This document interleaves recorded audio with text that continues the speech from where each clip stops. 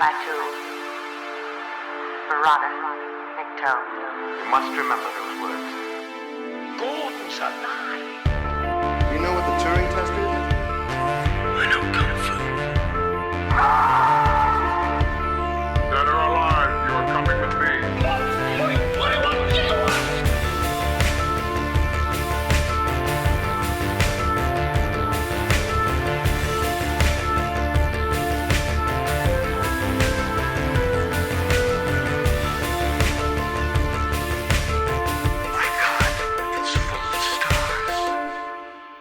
Ladies and gentlemen, welcome back to Stories Out of Time and Space. I'm your regular host, Scott Weatherly, and as always, I'm joined by Julian Darius. Julian, how are you doing? I'm doing well. I'm ready to report for duty, and I'll have you know that I'm a major, even if I look 12. Damn it, I'm taking that straight off the list. We'll jump into it in a minute. You've put me off guard with that one. Yes. I'm glad you will. I'm glad it's good. We're good. This is the last episode of season 2. We've been through some ups and downs. I think generally we've sort of enjoyed pretty much everything that we've watched. You know, we've had some questions and some criticisms. This may be the first one this season where we do, I don't know strongly, but maybe disagree about a film. This is let's fight. Yeah, I think it makes it a good episode. It does. It will. This episode, we are going to be covering Valerian and the City of a Thousand Planets, 2017, written and directed by Luc Besson, based on the comics of Pierre Christin and Jean-Claude Mézières. I'm going to pronounce that terribly. Starring Dane DeHaan, Cara Delevingne, Clive Owen, Rihanna, and Ethan Hawke. Simple story. Is it? Plot synopsis. Dane DeHaan plays Valerian, or Major Valerian, clearly on a quick path to promotion. A government agent for I'm not entirely sure what government of Alpha, which is possibly the Earth Federation, Human Federation. Yeah, I think it's the United Human Federation. Yeah, which is something I'm going to be bringing up. Yes, I expect so. And he is sent on a mission when basically a part of Alpha, which is like a space station, becomes uninhabitable. There is something in this space station that is growing, which they call it's like a concentrated evil at one point. And the mystery is, what the hell has this got to do with a dream that Valerian had at the start of the film? Not much, to be fair, in all honesty. It does, and it sort of does, but it sort of like didn't need to happen at all.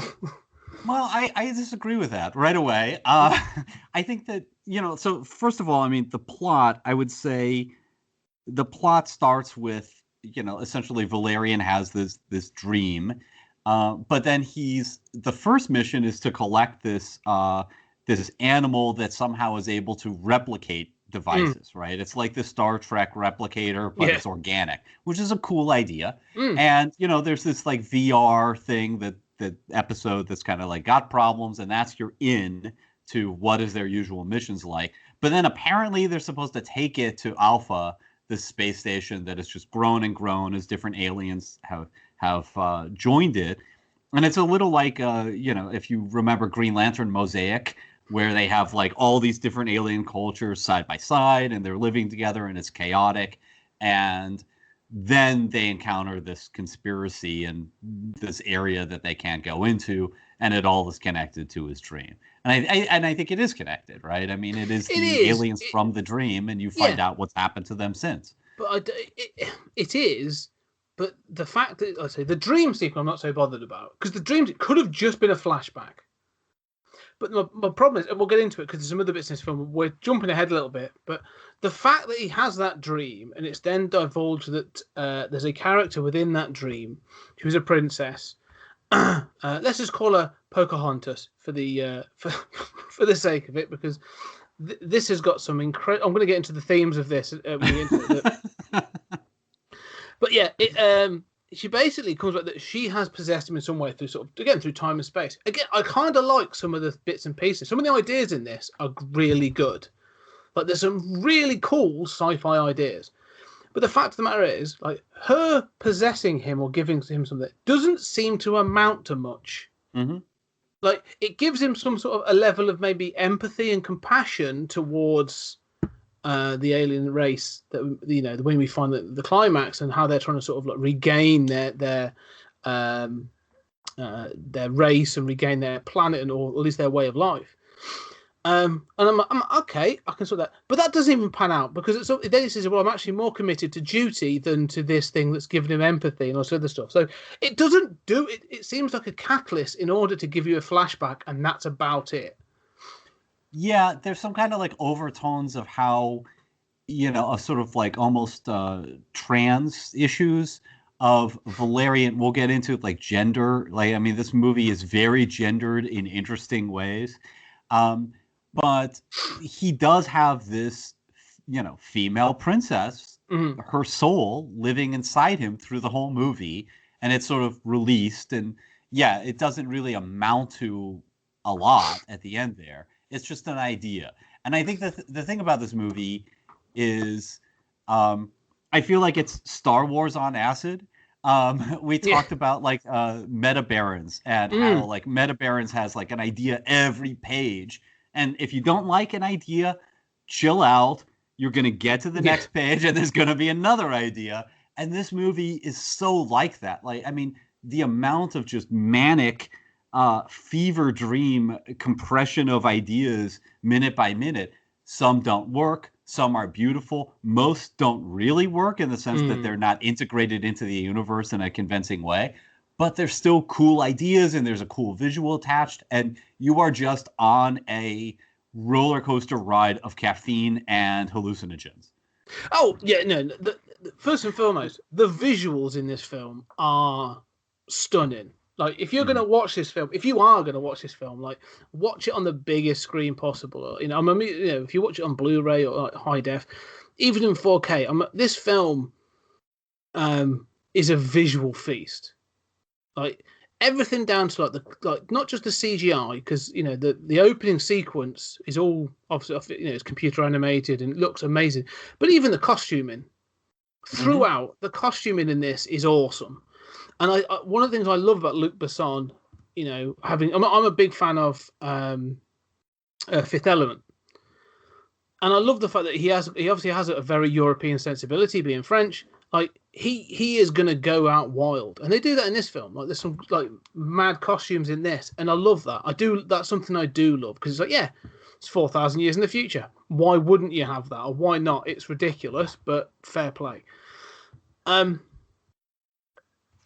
again, like I said, the visuals. I'm just trying to sort of like you said even with the trans thing. I'm sort of there's you said it has some interesting gender things, and it does. Because you have this idea of the soul being in Valerian, and even in the end, when you meet the chief of the alien species that you've met at the beginning of the film, it's acknowledged as being a he because they refer to the chief as a man, but the motion capture and the voice is provided by a female actress, which took me by surprise. I was like, oh, that's weird, but it's kind of cool. However, before that, when they first find out that he has a female soul inside him, Valerian's partner, what's her name? It's played by Cara Delevingne. Laureline. Laureline even makes a joke about, well, ladies first. And he's like, oh, ha, ha, ha. And I'm like, I'm not sure if you're making fun of Valerian or stereotyping female roles. Like, I was a bit like, I'm not sure. Yeah, well, I mean, I think that, I don't know why you isolate on that particular moment because I think this movie is so filled with gender contradictions. And contradictions in general for sure. But I mean, okay, so let's back up. The movie opens with, and I will defend basically the first two sequences of this movie. If the movie ended there, I would say this is a 9 or 10 out of 10. The movie opens with, they play ground controlled Major Tom over what's basically a music video sequence that's kind of like, the opening credits of Enterprise, where it's like we're going into the future and then we meet up with the Enterprise, where you see the space station being built and, they welcome international cooperation, like the Russians, and then the Chinese come, and then there are Indian astronauts, and then an alien ship, like a giant alien ship has come to Earth, and they greet the aliens, and then they greet another set, and another set, and another set, and it's the same sort of like handshake repeated. But the alien designs, most of them are just on for 2 seconds, are some of the most brilliant designs I've ever seen. There's more good design work just in that sequence than in most celebrated, blockbuster movies. And eventually the space station gets so big that this makes no sense.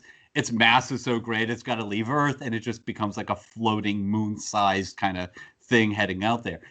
But that intro sequence is like, it's so mind-blowing. I remember seeing it on the big screen and just going, I don't know anything about this movie yet, but I love this sequence. And then instead of cutting to Valerian and Lorelei, you cut to this, the pearls on Planet Mule, and no English. There's a few lines that are translated, but most isn't. And they have this culture that's built up around these, pearls and these cute little animals that you would first think are pets, but are actually integral to their culture. And it is some of the most amazing, just beautiful work I've ever seen in a movie depicting an alien race. It is so totally alien, and yet also so beautiful, so intoxicating. And you watch their culture sort of be destroyed, and then you cut to Valerian. Up until the cut to Valerian, I am just completely sold. The rest of this movie could be a dumpster fire, and I will still love it. And the rest of the movie is the dumpster fire. But it's a dumpster fire filled with, amazing ideas and scenes. But I will say, that cut to Valerian is so rough for me. Because you cut to Valerian, and the dialogue, first of all, they look like little kids. And, they're both beautiful. They've been chosen because they're beautiful. But then the dialogue is about how he's a player, and he's been with a lot of girls, and they refer to it as his playlist, and he's trying to get Lorelei to be with him, and none of that works. And the dialogue is bad, the acting is bad, and I just feel every bone in my body says, I want to go back to that stuff. This is, and as I said to you before we started recording, watching it this time, it reminded me why I couldn't get through this the first time.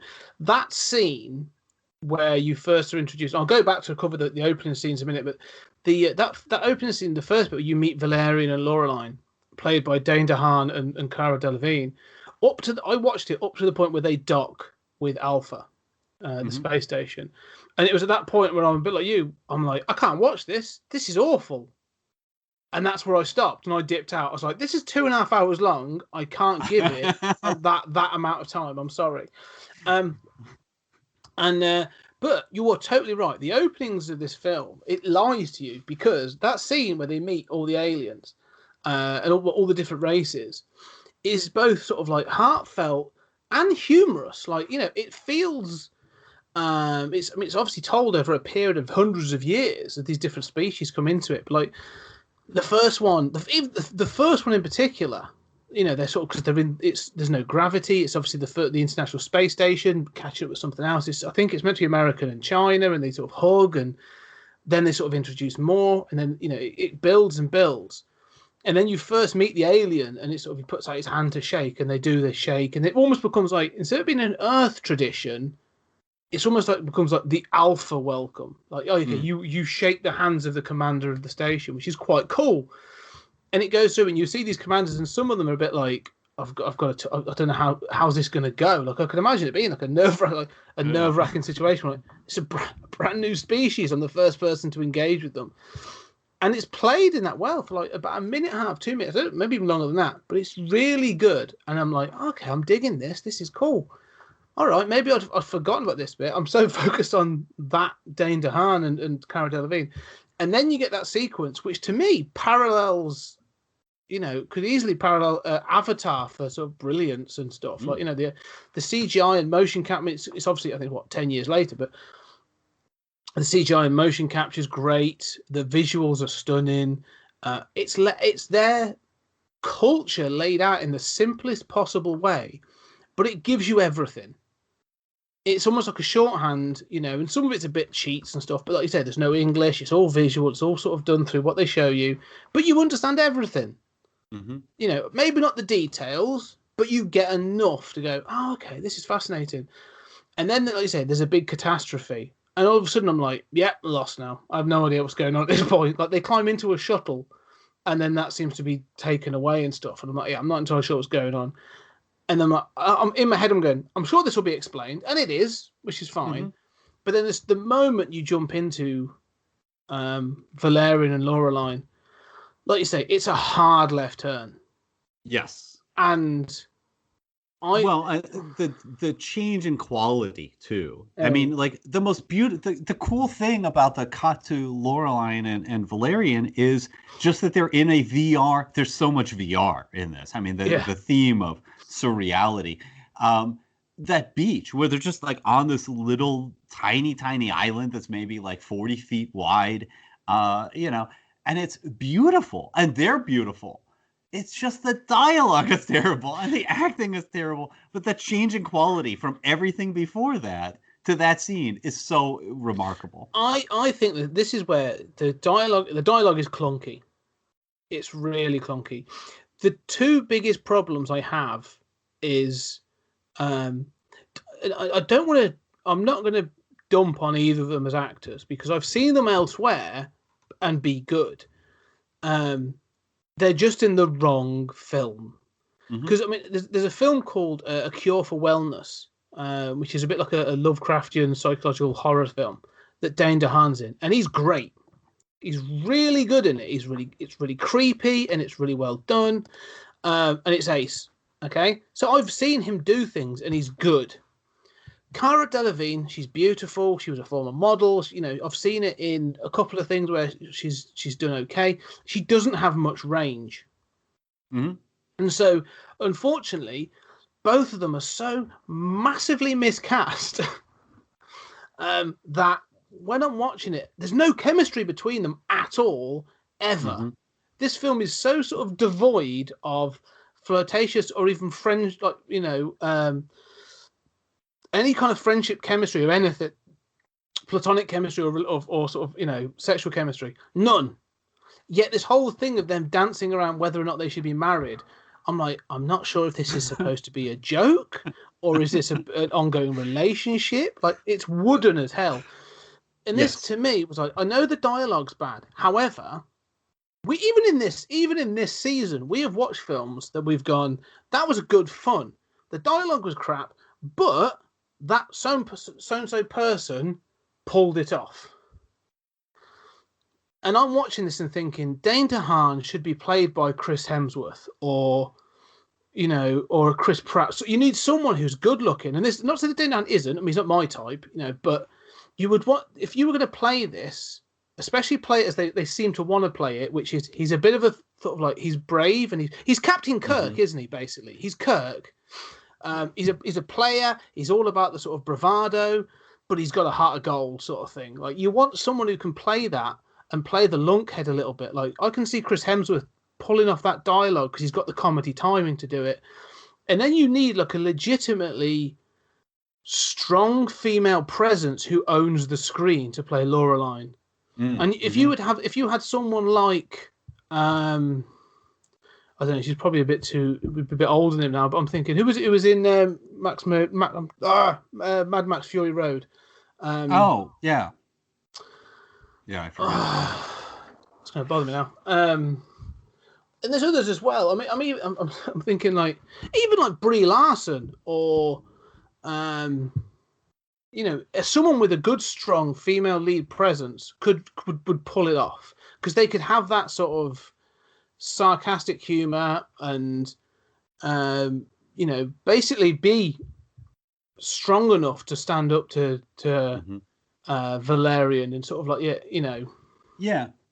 so Charlize Theron there you go. Yeah, I mean, brilliant actress. So about the casting, I mean, I think they're beautiful to look at, and so much of what this sort of, he epitomizes, I think, a sort of aesthetic of skinny guy, sort of feminized features, a very pretty form of masculinity. And I think that's very beautiful. I think that's a vision of the male physique that is a very beautiful vision, and it syncs with the film's display of the pearls, the aliens that we see that are all super thin. There's a kind of aesthetic to this movie. But I always think, okay, so the original comics that inspired this were a huge influence on Star Wars. He is Han Solo. And if you imagine all of his dialogue delivered by a young Harrison Ford, it would all work. Exactly. It would work great. And you could imagine him as the rugged kind of womanizer, who's brave and kind of, he does what he's told, but he plays it a little fast and loose. But I can't believe that this guy is that kind of womanizer. He's the kind, I want to see him on the Paris runway. I can't imagine, also they both look 20, maybe I'm old, but they both look like they're 20, and one's a major and one's a sergeant, and they don't have any, I object in so many movies where they just introduce like the last Predator movie where it's like, nah, that guy is not a soldier. Okay. That guy did not do 2 tours in Iraq. He does not walk that way. Not to be stereotypical, but there is a sort of like, I've seen fire, I've seen rain kind of presence that neither of them have. But watching it again, thinking of a young Harrison Ford in this movie, if you could go back in time, he'd be perfect. He would pull this off fantastically. I agree, and that's the sort of presence I think you want. And in saying that, I was thinking, okay, if maybe have to age up because she was so young, but then you go, okay, that's where Leia comes from. The sequence where where they have their argument on Hoth, and he's about when he's about to leave and stuff, like that's the chemistry you'd want for Valerian and Laureline. That's what I'm expecting. None of that exists in this film, and that's where I struggle with this film so much. Because the other thing as well is with Laureline's a really interesting character in this film, or she could have been and should have been, because there's moments when she is badass. Like there's moments, there's a great moment where, and again, like the fight choreography is pretty good in this. There's some really well done bits, some great ideas I'll get to in a bit, but they're being sort of like arrested, and they've lost Valerian somewhere in Alpha. And so she's been taken into custody, and they haven't cuffed her. And she says, you should probably cuff me because I've got a strong urge to escape. And they're sort of like, oh, okay. And then when they go to cuff her, she beats them up and escapes. And she's like, bad luck, guys. That whole scene, I'm like, oh, okay, yeah, she's really cool. Like she can handle herself. And then later on, she is literally put into a wedding dress and then sits there screaming for Valerian. And I'm like, make up your mind. Like, is she supposed to be the strong, independent woman, or is she supposed to be the damsel in distress? Like, she's one or the other. But from scene to scene, she seems to they want her or need her to fill both. But again, it doesn't need to be that way. The scene towards the end, she's captured, and she is literally being served up as food. And again, it looks great. It's quite funny. She's having lemon drizzled over her head, and her head's about to be cut open. I think it's brilliantly done. But then she starts screaming for Valerian, and I'm thinking again, like, no. Like, even I'm thinking, like, she wouldn't do that. Well, I mean, she's also fought with him. She has this, like you pointed to that sort of badass action sequence. She has defied orders and found him and saved his life. And then he instantly assumes this kind of like, oh, okay, I'm back in the masculine in charge role. But I think this movie is confused and fascinatingly confused in terms of its gender politics. That, he is proposing marriage to her, and when you first meet them, it doesn't really make sense. There's no indication that they previously had a relationship. He seems very bound up in sort of traditional masculine values.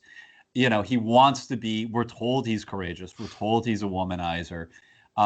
It's kind of hard to believe, but we're told those things. He defies orders, yet at the end wants to take the creature and follow orders. And he doesn't like you mentioned, that he's teased that having a woman inside him, ha ha, role reversal. He doesn't like that.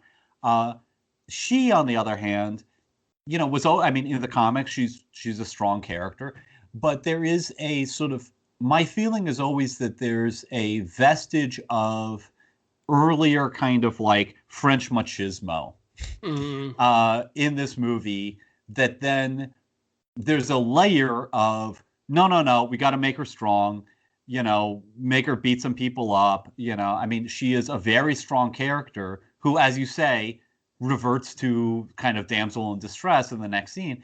And the movie is, I think one of the worst aspects of this movie is that it ends with that terrible song about like, be a man, I gotta be a man, which it's basically the same ending as The Fifth Element, which I'm also a big fan of, where, the couple has sex, secluded from the rest of the world, except there's less chemistry here.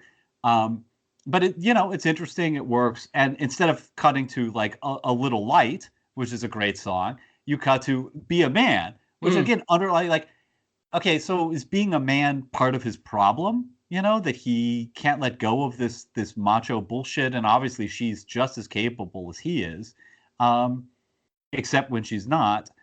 I don't know. There's a layer of not just feminist politics, but also a layer of sort of commercial blockbusters. Especially that action sequence. It's like, oh, that's Black Widow. Oh, that's we've seen that before. I kind of hate those, I'm badass kind of scenes, but it's done well. But I do feel as if, so I think that the gender politics are infected by sort of, it has this weird layering where I'm not sure if the original layer would have been better to commit to, or the revised sort of more feminist layer, be consistent, would have been better. I don't know. It's what I find most bizarre about this, though, and in fact, there's two things. Is, well, firstly, it's not just the inconsistency of the gender politics; it's the inconsistencies of the characters themselves. Because there's a scene at the beginning which is sort of, it's the typical thing of like, here's how the team works successfully. Here's the successful heist, so that when we do the other action, you can sort of make the comparison. So they go to a market which is an interdimensional market, which again, great idea, right? Awesome. You have to wear this headgear to see it, and these gloves to touch things, and then you have to pass it through a machine for it to enter our dimension so that you can take it home. Apart from the fact that the scene is loaded, like, is it probably about 20 minutes? I don't know how long it is, but it's too long, because not only are you following the heroes, you get the exposition dumped by basically having tourists taken to it. Which could easily have been done a different way, but like it just lasts too long, and you're following this sort of atypical tourist couple that buy a bunch of crap. But I love the idea, and I love the some of the stuff that goes with it, and the scene works really well to an extent, because it ends with Valerian sort of like holding up a transaction between the aliens from Planet Mule and this thing voiced by John Goodman, which it sounds like him, yeah. And so I'm always happy when John Goodman gets work because I think he's ace. But so watching that, and I'm like, okay, this is all going well. And then it sort of breaks, and there's this idea of like he's got a piece of thing that he's put his arm through, so that he is reaching through dimensions, because then he could put a gun to someone's head and stuff. And I'm like, great idea, loving this so far. All this is excellent. And then it like results in a chase, for him to get away. But again, within all this, whilst he's doing all this other stuff and he's distracted by things, and he's sort of, he's a bit like, not so much I don't play by the rules, but he's a bit of a, I don't know, he's supposed to be slightly like a bit of a kidder and stuff like that. Loreline's all business. Like, she comes in and she's like, I'm on your 6, here it is, done it, and she's out. And she's been sort of like slightly flirting with the soldiers outside. But that whole scene, that first scene, you go, okay, she's the professional. he's the sort of the ballsy one that gets stuff done, puts himself in the line of fire. And then it results in a chase, and you're sort of thinking, this is just showing him being a little bit incompetent. But okay, I'm willing to go with it. And again, he gets away with things. And she ends up coming in and shows her technical skills by getting him out of the thing and saving him. And I'm thinking, okay, that's how this works then. He's going to end up being the damsel in distress, and she's the one that comes to the rescue, and that's going to be the sort of the role reversal thing. Literally goes away in the next scene. Yeah. I'm like, those characters you set up, literally they just dissipate throughout the film until the end of at the end of it, she's sort of going on about how what love means and what it's all about to be this. And I'm fine. I don't mind that being the theme, but that wasn't the character you gave me at the start of the film. You are 100% correct. And I do love the love speech. I mean, it's one of several moments where I genuinely feel something in this film. But I mean, you're right. Essentially, character doesn't matter. Now, I don't believe character matters. We've talked about a million movies. To me, like when we talk about the character, okay, so I have a weird brain. Okay? To me, when we talk about like a character's arc, right? To me, that's a function of plot. That's a like a geometric thing, and I can see in my mind, the points along that arc and how it connects, and okay, so Dredd has the more limited curve, but it goes here and goes there. That's an element of plot to me. It's there's an almost like robotic thing about it. And that doesn't mean that I don't care about characters, but I care about them in a different way than other people who feel like in love with characters. And sometimes I think that, my brain, sort of has Asperger-y strains to it. I like computers a lot more than I do people, but I do feel as if this whole movie feels like, so I have a theory about this movie. Yeah, go for it. Like, Luc Besson, I mean, who I think obviously we both like. He's a genius. The French Steven Spielberg. He made a production company. When I taught French, I would always tell my French students, like, the movie Taken, that is what the French think about us. Okay, that's a French production company. Forget Dredd being a version of America. That is what the French think we want to see. We want to see torture, badass guy. And they were right. It was a big hit. They weren't wrong. Right. So, I mean, I think that, like, you mentioned Avatar. I think Avatar is a horrible movie. I mean, just horrible. And I think this is way more beautiful than Avatar. Avatar has beautiful sequences, but, Avatar, I don't know. I mean, it doesn't work for me. But I think that this movie is very much like a reaction of Luc Besson looking at, because he wrote this as well as directed it, he's looking at current blockbusters. And when you and I have talked about these current blockbusters, they're filled with just dumb stuff. There's not a scene in Guardians of the Galaxy that fucking makes sense. Okay. I mean, it's just a clusterfuck, but it's fun, right? And, I think that there's this, like, letting go of it making sense and just enjoying that, hey, we're on an asteroid shaped like a giant alien's head. Meh, that's cool. Let's see what you do with that. And I think that this movie, it's almost like it's looked at those things in American blockbusters and it said, you know what? We can do that one better. We're going to do that square, right? We're going to have a million ideas, a million brilliant visuals, a million chase sequences. Nothing ever lets up in this movie. There are enough movies for a trilogy of enough ideas for a trilogy of movies in this movie, all jammed together. And ultimately, the character doesn't matter. Most of the plot is just stuff getting from point A to point B. But there's literally a sequence where I love this so much to find Valerian, right?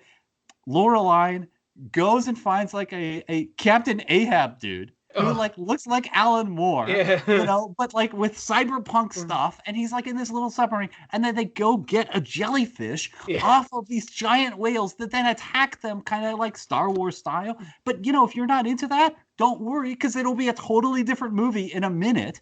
And then they take the jellyfish and they make crystal clear that, you know, Lorelai has a psychic experience by inserting her head into a jellyfish rectum. Yeah. What's on her? I mean, it's like the trippiest. This is like the trippiest, most bizarre. Like that alone, if that were the worst movie in the world, I'd be like, I have to see that. That's amazing. Like it's so filled with crazy, beautiful ideas. Some of them work, some of them are uncomfortably bad, or work and are kind of uncomfortably bad. But at the end of it, I think, well, you know, I have forgiven all of those things in other movies. This is just the movie that says, hey, we're going to take that ability that you have to forgive it if it's interesting and fun. We're going to assume that because every blockbuster seems to do that. Let's assume that, and let's, you know, turn that dial up to 11. And I kind of love that, and I do think it's a mess, absolutely. But it's a delightful, weird brain kind of product mess. You are right, and there's, I mean, weirdly, this film works best when Dehan and Delevingne are separated. When they are doing their own thing, this film seems to work better. And there are, I mean, if anything, this film isn't a film. It's not a, you know, there's a plot to some degree, and it's just a MacGuffin. It's sort of like, okay, here's the MacGuffin, and now we've got to do this and this. This film is a collection of skits. And that's it. Because each skit seems to end, and then they're like, and now we're going to go do this. I mean, you know, the two things that bring that home to me the most is, firstly, the introduction to Alpha. So they're sort of docking their ship, and despite the fact they go home sweet home, this is clearly where they call home. The computer seems to give them a rundown of what Alpha is and who's on it, and even I'm like, I don't get that when I pull up at my house. I don't go, well, this house was built in 1977 and has 3 tenants, and it's just bizarre. But even the information that the computer gives them doesn't pay off in the film. So they talk about this stuff of there's the little gold robots that you've seen in the trailer, which is, again, great. They control the economy and banking. And I'm like, right, I'm going to remember that because that's clearly going to come up at some point. Nope. And then just west of those is this west. It says west. Uh-huh. Where's north? You haven't got. I know. You're traveling through space. Just west of those is basically where the sort of the living quarters are, where all these things live together. Okay, so he's going to have to travel to that point. So you're going to have to know that is at least that. Nope, doesn't come up again. And then he stops it, and I'm like, and it never comes up again. Cut that. Waste of time. And then the other one is there's a scene where he has to travel directly to something. So he's breaking through walls and he's going through all these different environments. And all I'm thinking is the damage you are doing to these environments right now is catastrophic. But it's basically going, all it wants to show you is we've got this weird bubble environment, then an ocean environment, then a technical environment, and then he goes out the side of he goes outside the ship. And he's out in space, and he's falling. And all I'm going in my head is, that's not how space works. Firstly, I'm like, because they find out that the reason he was sent is because it was 18 instead of 81. Mm-hmm. But then he's falling down the side of Alpha, and I'm like, you're in space. It's not. Which way are you falling? Because that doesn't. And so anyway, and so again, I'm like, okay. Instantly, I'm like, that's another info dump. You're telling me this is populated by totally different things. So you want to show me the environments? Fine. I'm happy about that. That looks great. Don't then top it off by a stunt that makes no sense. Yeah, I mean, I will say you're right. I will say that, like, you know, as far as things that irritate me, it's possible that, like, the gravity field, I mean, there does seem to be, like, a stable gravity field where down is always down on the station. It's possible that, like, that extends a little beyond the station. I mean, 10 feet would do it. But, yeah, you're right. But, I mean, again, I feel like I mean, there are other things that are just, I don't know. I mean, this movie is such a blend of like class A brilliant stuff and absolutely daft stuff. When she's healing the creature after they've caught it in the big market, she says, "Are you ready for a uranium treatment?" What? Like, you meet the Human Federation. Most of them are not human. Like there are just things like that. Like, I mean, but again, I was talking about like this is like some version of a blockbuster. The smashing through stuff. It's like I've seen that a million times. Superman, Hulk, all of them are constantly smashing through buildings, and I'm constantly sitting there going like, yeah, you just killed about 50 people, and that's never going to be addressed in the movie. Here he's smashing through walls, and I'm like, well, okay. But and that is an amazing scene because he, first of all, it's not important that this armor can do this. It will never return, right? But he's smashing through walls, and at one point you're seeing like a landscape that's like strawberries everywhere, and then he's in the underwater thing, and you're like, wasn't that close to those gold robots that handle the economy? Doesn't matter. He's got, jets in the, and then he's shooting through the water in the jet. Okay, just relax and enjoy the ride. None of this is going to make sense. All that's important about that introduction of Alpha is this idea of the city of 1,000 planets. This idea of Green Lantern Mosaic. They're just jumbled together. They act where anything is doesn't really matter. And yeah, there is this problem. I mean, even back to the big market where they use these ball bearings that somehow have enormous weight to attach to somebody and weigh them down. That's a cool idea. You think that technology, like the booster jets in his suit, might be important later. Nope. None of this will ever be referenced again. It's just an acid trip. It's a series of skits. It's a series of skits. And again, like I say, that thing of him breaking through the walls, I actually really like that scene because you're right. It is, like I say, I've seen it a million times and all these other things. And I'm okay with that. And like I say, the fact he's doing all this damage, I let slide because of exactly what it is. Even he calls it out and it's like, this isn't the safest way. And she's like, it's the most direct way. So it's not that. It's the fact that he then goes into space and falls that I was like, if you're going to do all this other stuff, at least like what the end result of what they achieve with that scene, with him falling, could easily have been achieved by just him drifting into space. And the spaceship having to go and get him. Like the same thing could still be achieved. Absolutely. Just it's this thing of like we say it on so many episodes. Minor tweaks, right? That final panel, my armor's broken. I'm depressurizing. Get here fast. Change what the ticking clock is, and he can just be drifting in space. And I'm like, now I'm happy. It makes sense. I'm not so worried about it. But just because he falls, I'm like, where's the gravity coming from? This doesn't make sense. It just bothers me a little. But they do this repeatedly throughout the film, and these, like you say, they do something really cool, and then they're a bit like, no one's paying attention, and you're sort of like, ah. Well, back to like the big market. I mean, I love that idea. I mean, that's something that's straight out of Star Wars, right? How awesome would that be, right? We'd love it in Star Wars. And I love the hand thing. It's like half of the glove is in one dimension, the other is in the other, and you just have a floating gun hand. Going, like it's so trippy and so weird and so awesome. But then you see this movie consistently has a problem with how VR works. Like you see the big market and it's like, I don't know, like 100 stories and canyons of market. And then you see the people and they're just wandering around the flat desert landscape. And you're like, how did they go up and down? And then you see at one point during the chase sequence, you see Valerian running up a car. And, and you think, okay, that's interesting.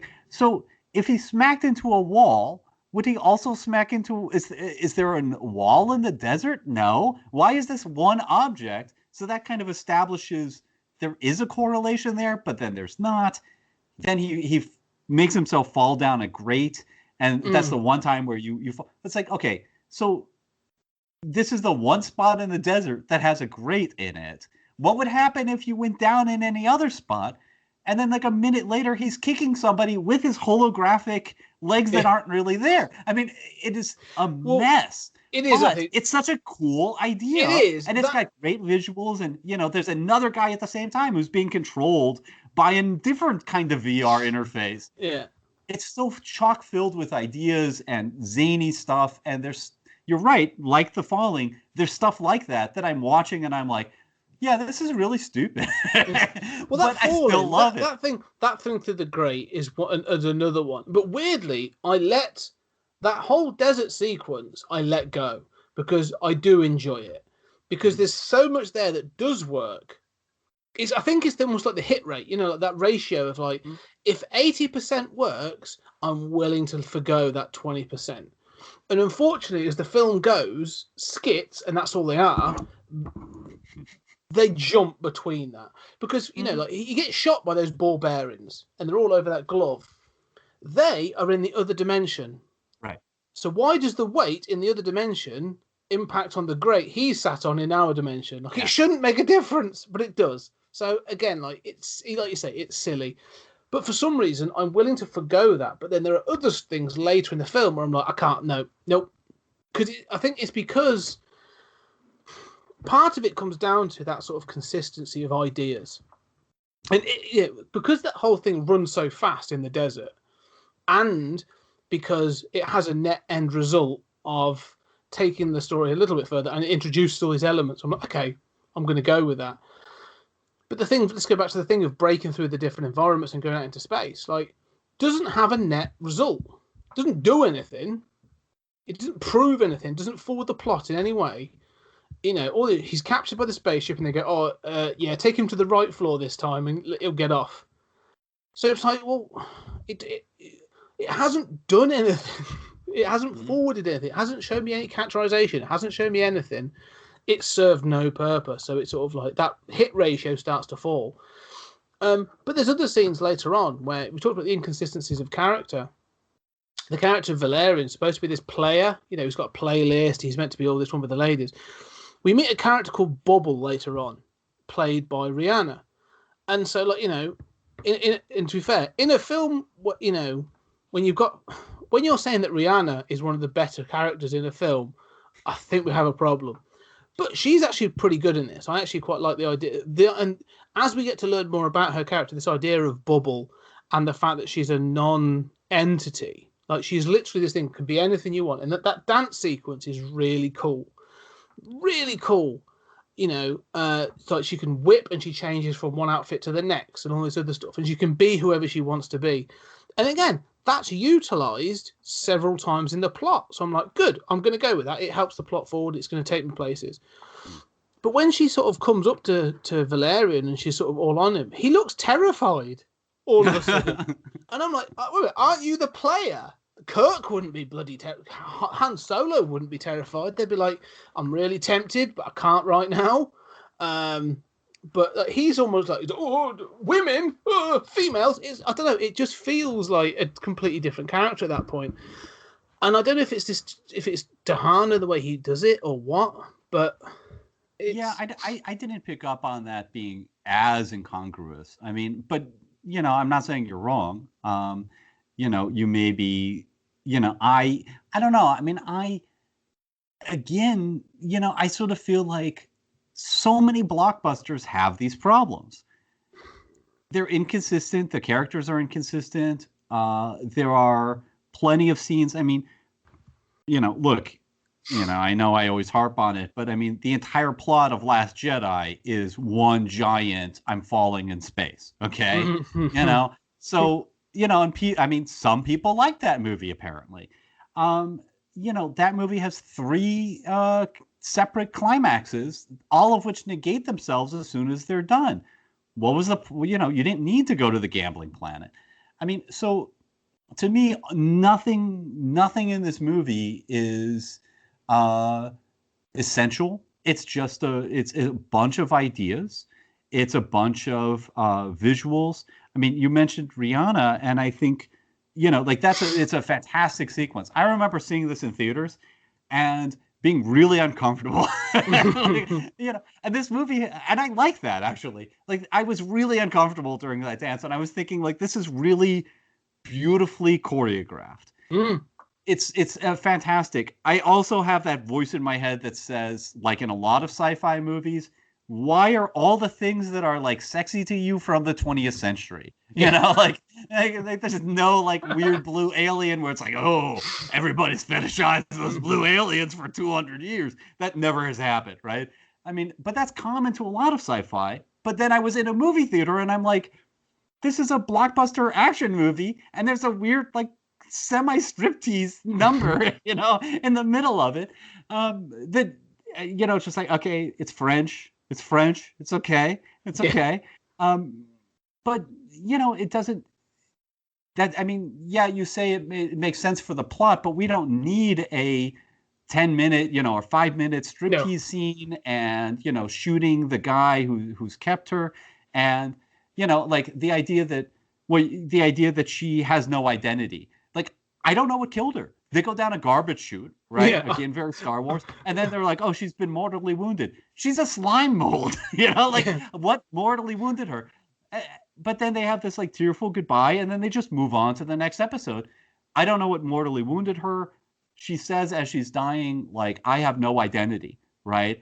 And she's pleased that he liked her performance. She seems oddly, in a sort of sexist way, really pleased that she gave this guy an erection or whatever. But I mean, that seems so uncomfortable, but also like it's a fascinating idea that she has no identity, but that doesn't make sense because even if you're a shape changer, you could still have an identity. But she's also been a prisoner her whole life. There's a lot of incongruous ideas here. I love that idea of an alien species that doesn't have an identity. It's tied to this brilliant choreography. Ultimately, I've got problems with it, but I can ignore that because in 30 seconds, there's going to be another amazing thing that I'm going to have to deal with. Well, I think that's the thing. Again, I did like that, the sequence. I think she's good. I like the idea of her, like this thing. Again, like I've seen Deep Space Nine. We know that something that can, that is basically an amorphous blob can have an identity. We've seen Odo. We know that works. So again, it's not an idea. It's not a new idea, but it's interesting the way they try this idea of her being basically a sex slave. Like she's been in this sort of like some trafficking system. Weirdly, that Ethan Hawke is the one playing that guy. Like that's a weird role. Like clearly doing it as a favor, maybe. But yeah, like that thing of her being the artist. It's almost like I took it for me. That whole thing is like, look, this is my existence. The only thing I got is giving people some sort of pleasure in some way. I've got this. I see an artistry in it, and if it's appreciated, then it almost validates what the one small thing that she had. And so I kind of find that end touching when he says to her, like, "No, you're an artist," because he's saying what she wants to hear. I thought that was quite touching. It's one of the few things in this film where I'm like, yeah, I'm with that, and I get it, and I'm on board with it. Again, I was actually going to ask you what killed her, because I was a bit like, I didn't see anything happen. I don't know. Like they must have cut something out or they missed it. Because she's been in a fight, but even during the fight, she shows that she's able to morph around swords and stuff. So I'm like, I don't know what's killed her. I have no idea.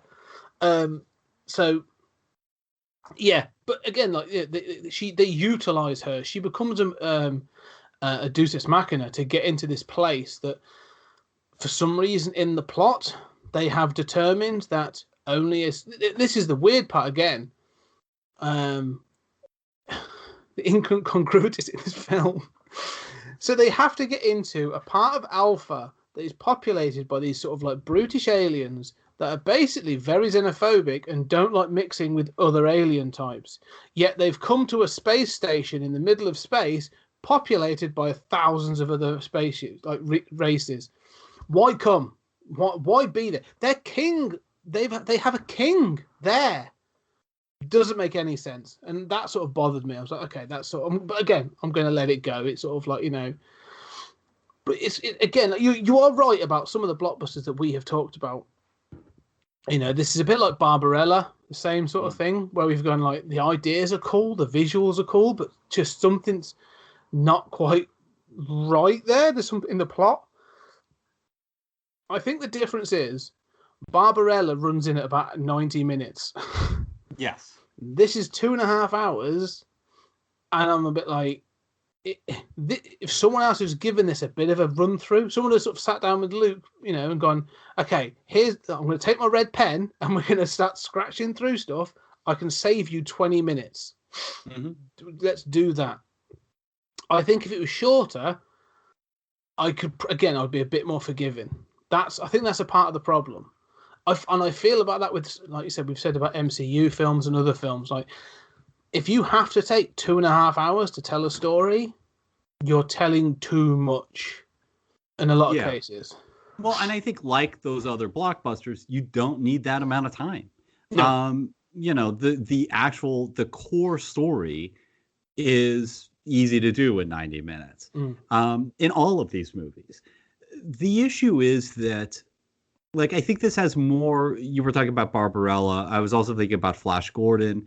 I also think this movie doesn't wink at you enough to sort of like let you know that it doesn't take itself so seriously. I mean, maybe that, Major Tom stuff at the beginning, it should be a clue, but that alien sequence is that, basically it's not hard science fiction, but it's serious science fiction stuff. I mean, and then you cut to, these adventurers and lots of stuff doesn't make sense. But all of these little side eddies of the journey, like, my objection there is more like you have the generals talking, the military commanders of the base talking about like the sector that he's in.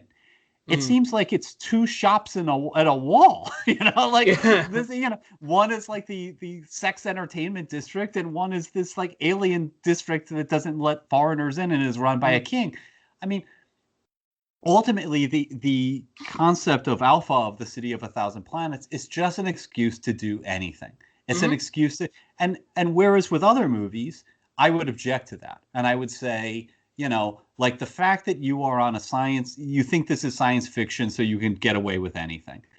I usually object to that. Here, I know they're doing it, but I don't object to it as much because it's so fast. And you're right. I do think it would be a lot better movie 30 minutes less, even 45. But you cut that whole Rihanna sequence. You don't need to, I mean, he could just slip in to that alien section run by the king. You don't need that whole sex stuff. None of that is important really to the plot, but it's important to give you that show. And if you think that show is justifies itself, is its own reward, then this is the movie for you. I think watching a model playing a agent in a space force put a giant jellyfish over her head, as she has hallucinations, is worth the price of admission. I mean, I love this stuff. I mean, it's all a jumble, but yeah, I agree. I just think, again, like I say, if this had stronger central casting, I think some of this would come off better. Because I think the other thing as well is Cara Delevingne, she's beautiful and all that kind of stuff, and yeah, whatever. There are lots and lots of beautiful women in Hollywood. But the problem with Cara Delevingne is, and I hate to get into this sort of these things, but 90% of the film, she looks disinterested. Like she's wearing her resting bitch face. Do you know what I mean? Like she just looks like I know what she's trying to go for. I know she's going for that sort of, I'm the sort of the serious one, or whatever. But like it just comes across as sort of, and it doesn't even come across as annoyed or anything. She's just slightly peeved that she has to be doing this. And then she tries to stretch herself and she'll do something, and I'm like, oh, emotion. Okay, okay, what's she gonna do now? Oh, she's just gonna shout Valerian, and I'm like, oh, for God's sake, like it just. And that's where I think, like, if you had a better actress in this role, in both the roles, and in my head, I'm thinking, like you said, like a young Han Solo. If this was Han Solo, like Carrie, if this was younger Harrison Ford and Carrie Fisher, that energy this whole film, as you said, the silliness, I would be like, I'm on board with this because it's ridiculous. Because I can feel that energy coming through. And I think in a modern way, I could think there are people I can think of that would play this better. Like, I went to Chris Hemsworth because I was thinking sort of that sort of comedy timing, but he's probably too hunky to do that. You need someone a bit. I agree. Yeah. You need someone a little bit different. But like, there are people that could play this and play it perfect. I mean, to me, Valerian feels like Shatner's Kirk in a little bit of a way, you know, like, so like even like Chris Pine playing it, like, you know, but you want that wink and a nod to you want this to be that wink and a nod to the audience where you go, these two central characters, you're following them through a bit like when you and I have talked about two films that sort of that struck me whilst watching this film. You've already mentioned one was Flash Gordon. And in that film, the fact that everybody plays it relatively straight, but it's incredibly camp and crazy, works because everybody in their roles seems to be cast perfectly. You know, like Max von Sydow was Ming, through to Timothy Dalton, and you know all that. Brilliant, works really well. It's ridiculous and stupid, and there's things in that film that Brian Blessed, right, as Hawkman, just sort of like. Is ridiculous, but it's Brian Blessed in gold wings. So I'm like, all right, but why am I with that, but not with this? That's the question. But that's what I find this movie forces you to confront. Yeah, and I think it's partly down to the casting of these things, because then I thought about Baron Munchausen, and again I was thinking of this again. These sorts of films that become almost like a travelogue of lunacy. Do you know what I mean? It's because that's what Munchausen is. And then I was thinking, so why do I enjoy? And again, we acknowledge that Munchausen has massive problems in some scenes and stuff. Like some of that just doesn't work. Other scenes I love and I adore that scene. And again, I was thinking, why is it that I'll accept that Baron Munchausen will go to the moon to find one of his best friends and confront a couple that live on the moon, and one of them has a head that detaches and stuff? It's because it's played by Robin Williams, and it's all the energy that goes with that. And the guy that plays Munchausen is perfect. And you've got Eric Idle in there, and I've got this, and I've got that, and I'm like, okay, that's what it is. Firstly, I find that both those films hit are still more consistent than this film. And if you know what I mean, in that sort of idea. And we said about character, yes, the characters are a bit up and down in those films, but at least with Flash Gordon, they were like, we are basically going for basically a disco classic, and it's going to look like that, and we're going to stick to that, and that's what we're going for. Perfect. It looks the part. And the same with Munchausen. We're going for some fevered Napoleonic dream. Awesome. Let's go with that. This film, like I say, if they've just stuck, the tone's fine, but the fact it's sort of there's so much else jumping up and down, that I think like Luc Besson's going, I want to get these themes in and I want to get this message across, yet I want to do these crazy scenes as well, causes this too much of a mixture that it sort of starts to fall apart. However, like you say, if the central cast was right, I think this film would jump up. I think this film would be a cult classic. It still might do, but I still think you needed an over-the-top, or you need Valerian to be either too ballsy, you know, in a Shatner way, or to be a little bit more comedic. The only person I think gets what this film is Clive Owen. Yeah, I don't know. I find Clive Owen even. I love Clive Owen and other stuff. I find him.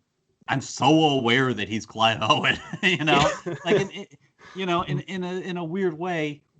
Like, I mean, if this head, like, I'm not aware. Oh yeah, that's Rihanna. Like, I'm not so conscious of that because half the time that character is in other forms. Yeah. I don't know. I mean, you know, Clive Owen is, he's playing it sort of campy, but I don't know that I love his performance in this. And I'm so conscious of the fact that it's Clive Owen. I think what you're saying is entirely correct. And I think that it represents a sort of concern for characters and a concern for actors. And I will be able to watch those films and, you know, I will have the same reaction. but maybe it's like, maybe it's like,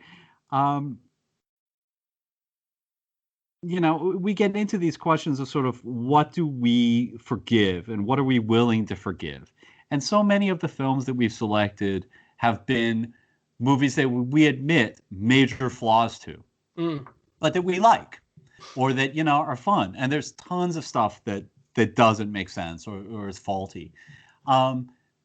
I feel like, this is a movie that sure has more than its fair share of that, but because of the speed and because of the aesthetics, I'm willing to go along with those things. And I think that I would prefer other actors. I agree with you. But I have seen performances that have won Oscars and that other people will praise, and I'll be like, yeah, he's basically just walking through that.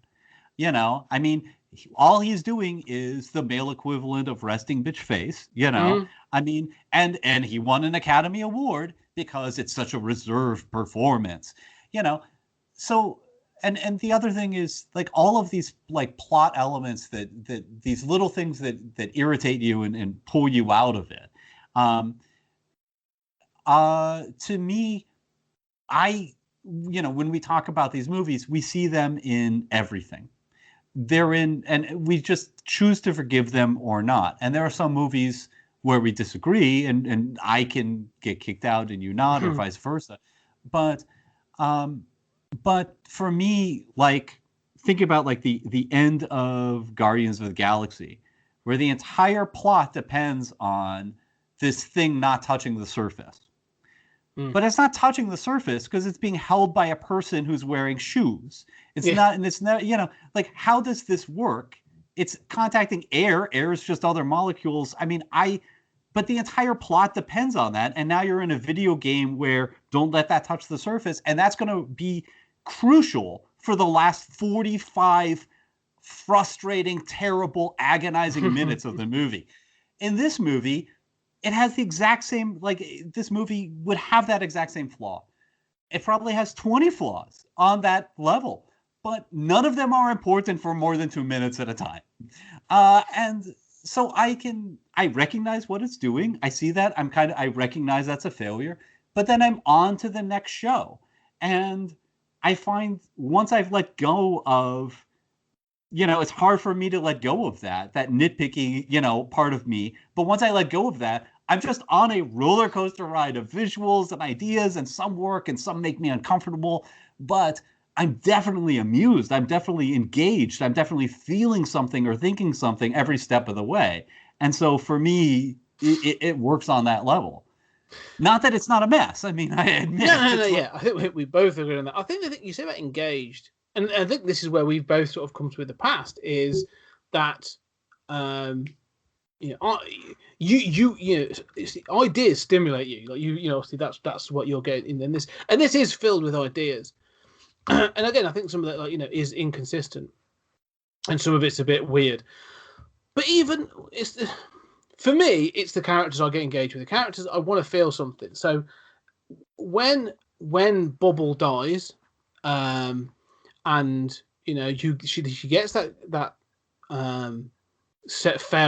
farewell, that sort of send off in the film, I'm a bit. I do feel something, because I'm like, okay, she's been given a send off, and she's actually been.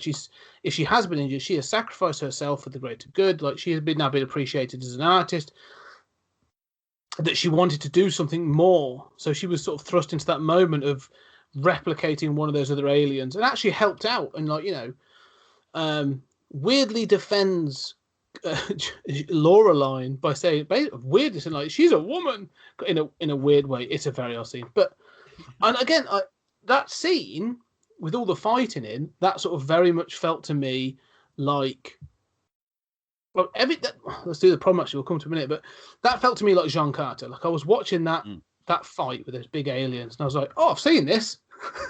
This is John Carter. This is with the swords swirling around and all that sort of stuff." And I was like, "All right, this is the end of John Carter." And we were saying then that was messy, and I'm like, "Okay, well, this is still messy. It's still fun to watch, but it's messy. But I'm going to give it that." And as you said, then Bubble dies and they move on, and then you get to the main climax. And all of a sudden, like, Cara Delevingne, they're now talking about, or Lorelai's now talking about love and what she expects from Valerian and all this other stuff.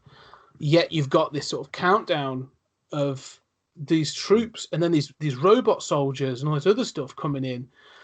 And again, parts of that I'm really digging, where I'm like, oh, there's a ticking clock, and they've got to get it done, and I'm sort of invested in that bit. And then it becomes just another like shooty mess, and I'm a bit like, I don't know who's won this. What's going on? What? Because again, the aesthetics of this film are great. The visuals are great. The one time the visuals aren't great is the fact that, strangely, from a distance, those robots look a lot like the soldiers. Mm-hmm. And so it all becomes this sort of like slightly silhouetted characters shooting at each other. But I love the fact that they're all in black and they're the baddies, and then the aliens from Planet Mule are all stood there, completely unarmed, at this wall protecting that sort of barrier into their ship. And again, the peaceful nature of it, and I'm like, that scene to me, I'm like, this is cool. Okay, I'm getting some of the themes. I love the fact that the chief, acknowledged as a man, is actually most captured and voiced by a woman. It's some really good ideas are coming through this. And I'm like, okay, I'm cool with this. So the finale has got more consistency in that little scene. Look, this is what I'm saying about skits. Take away all the adventure, and they bring in the tension again. And I'm getting back to like, this is reminding me of why I like Luc Besson. Mm-hmm. There's bits in that finale that I'm like, this is cool. All right, I'm in again. Some of the shit in the middle can go away. Yeah. This is where he thrives, in doing some of these bits and pieces. It's weird and it still looks good, but but they're focusing in on it. And the plot itself focuses in on something which, and again, this is where I think this film has too many themes. It's trying to do too much. Because the theme of the film is, or the plot centers on the fact that however many years ago, 30 years I think it was supposed to be, a younger Clive Owen was a commander of a ship, and during a battle felt that the only way to do something was basically to level this planet that he was told had an indigenous population on, but they were not as advanced technologically. So he sacrificed the population of that planet and this chief's daughter, as it turns out, in order to win this battle, or in order to survive. And he then gives this thing of like, well, what's this one planet to my soldiers? At that point, like 500,000 soldiers died, and he's like, well, 6 million indigenous people died, and it becomes this imperialistic story then, which could be the cavalry killing Indians, or the Western expansion, or British imperialism in some of the country. Like, it becomes this imperialist story, and all of a sudden I'm like, it's cliched as hell, which is why I could happily call her Pocahontas, but it's no more cliched than Avatar. Absolutely. But I'm digging that, and it's okay. All this stuff about, as you said, about gender that they keep trying to sort of like, he's struggling to understand. I'm like, look, go away, talk yourself through it, figure that out, and come back. But this other stuff, if you want to make a comment about Western imperialism and how we treated indigenous peoples across the world, I'm all for that. On a planet populated by, on a space station populated by 1,000 different races, and now the people that run it have been off and killed one. That's interesting to me. What's the fallout of that going to be? How's that going to roll out? How do you justify that against everything else that you've done on Alpha and all this other stuff? Why isn't that the story? And so it kind of is. I mean, it just is a bunch in the middle. That's it. Like, that's what I'm like. The finale of this film is really good, and I enjoy it, and I love that idea. And that's when I like Clive Owen, because he's playing it. He's a bit arch. He's a bit camp. But it's dealt with, and that's the problem. It sort of just gets dealt with, and then he's left hanging there. And I like the fact that I like the fact he's arrested, not killed. Mm-hmm. Because it's too easy to just have him killed by they have their revenge and walk away. No. Like, he's going to face up to this, and they've got to face the consequences of it. Amen. And so I like that. It's just the fact that, like you say, there's this chunk in the middle that's just so messy that, but when this film works, it works really well. And I kept thinking back to Fifth Element, and again, I'm like, that's a film that's in places a little. It does get messy and everything, but again, the fact that, like, you know, this whole thing's like she's the fifth element and all this other stuff, and it's got some crazy aliens in it, and you know, all that is forgiven because again, everything else seems to work in that film. And I get to the end of this film and I'm saying the same, like, oh man, that finale, that opening and all this stuff, and that finale, forgetting the relationship shit that doesn't work, is so good. What the hell happened in the middle? Well, I mean, I think Fifth Element is. I love Fifth Element. I mean, I saw it in theaters, and I was the only person in the theaters, you know, and I instantly understood. Like, I didn't know that Mobius had any connection to it, and I was like, yeah, he consulted on this. I know it before I saw it in the credits. But it is a clunky movie too. It's just a slower, clunky movie. I mean, you have a sentient, expanding star in that movie. Okay, come on. You have, you know, the Fifth Element and like, you know, these, like, why would you design something using, you know, Egyptian flying saucers that, you know, needs to be exposed to water and fire? You know, I mean, none of this really makes sense, but much in the way of, like, you know, French sci-fi comics, like, you know, Metabarons and Incal and stuff like that. It has a sort of internal, it feels right, it feels cool, and I have objections to it. My logical mind can kind of make these objections. I think that the conclusion of this, you're right, I love those themes. I love what happens to the Pearl after Planet Mule is destroyed. You do have to believe that that ship that they went into, the wreckage of, somehow could survive the planet being destroyed. But then, and I've seen that in other French comics too, sci-fi comics. But then I love this idea of how they learn and they build a new civilization. It's sort of like, you know, American Indians having lost their culture, you know, embracing modern technology. I love the multiculturalism inherent in the City of a Thousand Planets. I love the concept of sort of reparations at the end, that we did this to them. And yes, we're going to give them this replicator, you know, that's important to their culture. I love those themes. And the whole story, I think, of Planet Mule is essentially really well done. I hate that, you know, Clive Owen is left hanging there. I don't know how he was. I've always hated that.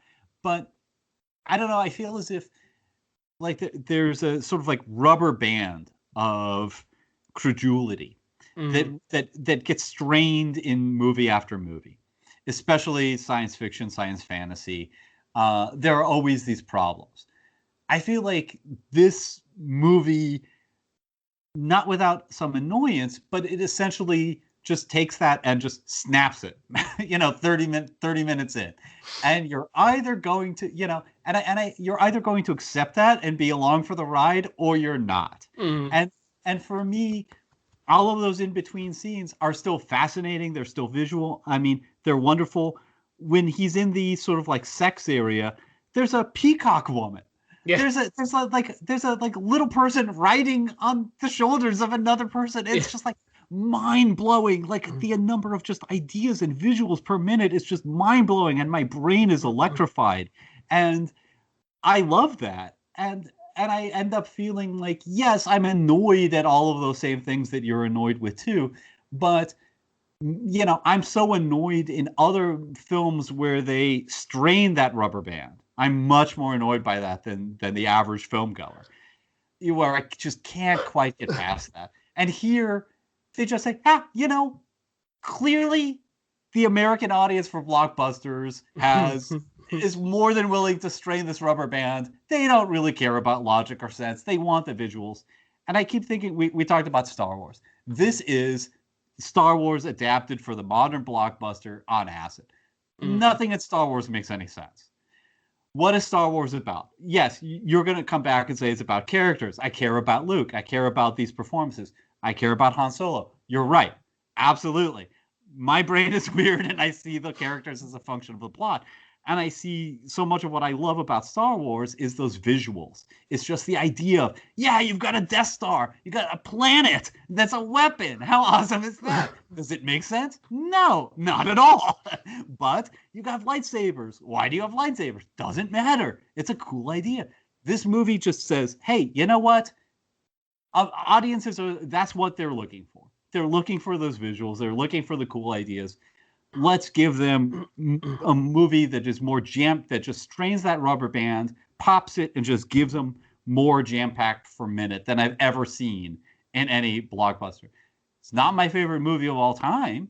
You know, I like controlled narratives, right? This is not a controlled narrative. No. But as a mishmash of ideas, you know, I think not only of meta parents, but people, you know, talk about Grant Morrison comics of like, you know, yeah, I don't know how it all fits together, but there's more ideas per page in the beloved Grant Morrison comics than other stuff. And maybe it's crazy. Maybe people don't know what to think of it, but there's so many ideas in there that your brain goes on this wild ride. And I feel that way about this movie. I know what you mean.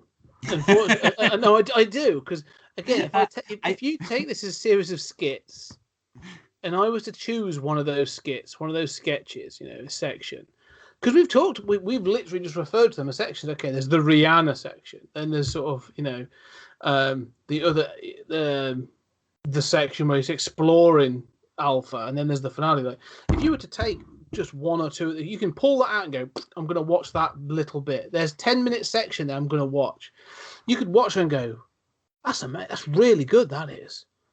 There's a lot going on there. Like, if you actually, I tell you what, you take out that market scene at the beginning, and they explain to you, yeah, they're on a mission, so they're agents, and they're going to infiltrate this market. It's interdimensional, so you've got to wear this headgear and these gloves in order to interact with this thing in this other dimension, and you can sort of pass through into it through this technology, and then you get all this stuff of what it looks like, and then, like you said, the ludicrousness of seeing like people just wandering around in the desert, but they don't see that. They see walls and stalls and all this other stuff. Okay, take that out, stick that somewhere else. Brilliant. That in itself is really good. Now let's take that bit on the beach where the aliens, the Avatar, the planet Mule, take that out, and just that from beginning to end, from the moment she gets out of bed to the moment the planet's destroyed. Awesome. That is incredible. Mm-hmm. Take that, stick that somewhere else, and then you do this, and you take them apart, and you go, those parts in themselves are all really interesting. They all look really, really good. They all work in themselves. Put them together in any old bleeding order, all of a sudden, doesn't work for me. You're right. I agree 100% with what you're saying. And I think that's the problem. If I was to watch this as... If I will take this as those bits. There are bits I could go back to. It's a bit like, to me, and it's always a shout out that, do you remember when Watchmen came out? Zack Snyder's Watchmen, and the thing that everyone was lauding was the opening credits. And I was thinking, if that's the best thing that everyone's lauding, this film's got some real problems. And this film is similar to that in that, like, you know, it's a really long film. It's overly complicated. It's got some silliness in, but the best stuff is at the beginning, at the end.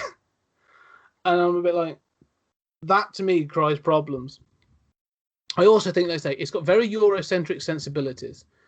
In that, having read, and weirdly, I've read Incal, I've read Meta Barons, and I've enjoyed those comics. And for some reason, they work as a comic.